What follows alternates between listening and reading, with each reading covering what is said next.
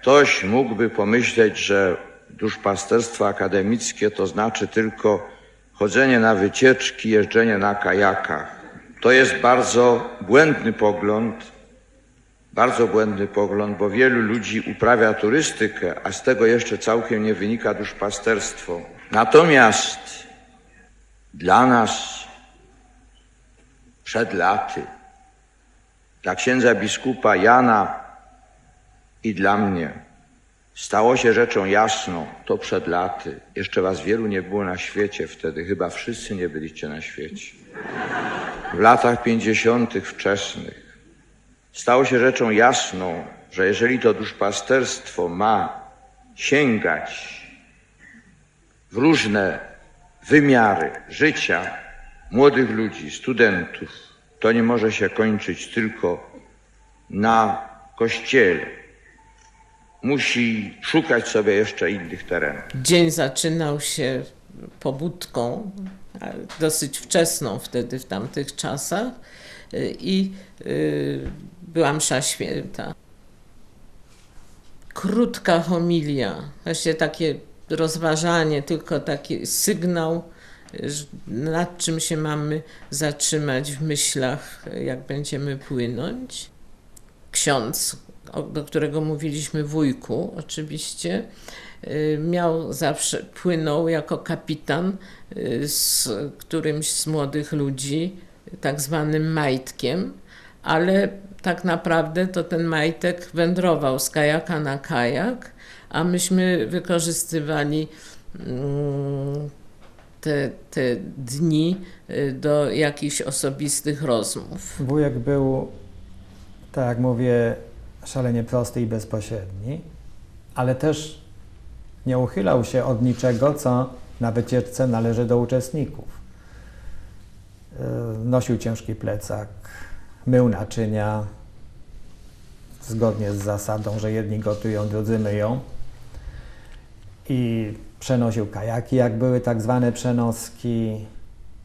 Graliśmy w piłkę na kajakach w dzień zwariowanego turysty, w którym się nie płynęło, a urządzało się różne imprezy. Śpiewaliśmy żartobliwe piosenki. Niektóre wujek śpiewał solo, były dla niego zastrzeżone. Jako środowisko, że jakiś taki sezon w karnawale, długi karnawał, że myśmy chyba nie opuścili żadnej niedzieli na zabawę. Tańczyło się zapamiętale, wujek przychodził na chwilkę, na dłużej. U nas w domu na Starowiśnej przecież to lampa spadła sąsiadom z sufitu, a potem mówił po imieniu i jakoś to nie... Ale po imieniu z nikim z nas nie był. Więc to taki był dystans, który nam nie przeszkadzał. Wujek bardzo przywiązywał dużą uwagę do małżeństwa. Miał właściwie przed sobą grupę młodych ludzi i właściwie chyba w większości wypadków, aczkolwiek nigdy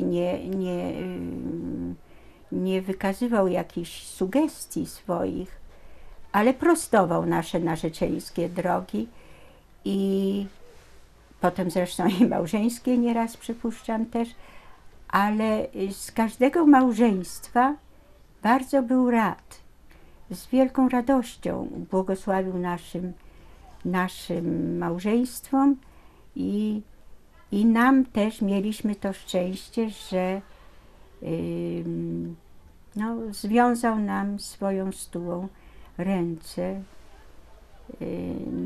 w katedrze wawelskiej. Miałam świadomość, że wujek mnie obserwuje, ale robił to zawsze bardzo dobrodusznie. Myśmy wtedy mieli 19 lat, w związku z tym mam wrażenie, że zarówno wujek, jak i brat mojego męża przyszłego zastanawiali się, że to jest troszkę za wcześnie na taką stałą parę i w związku z tym przyglądali się, jak to wszystko wygląda.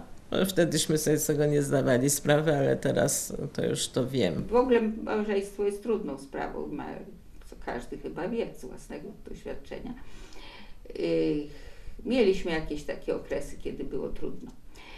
I poszliśmy z tym do wujka. A wujek nam powiedział, żebyśmy wyjechali gdzieś razem.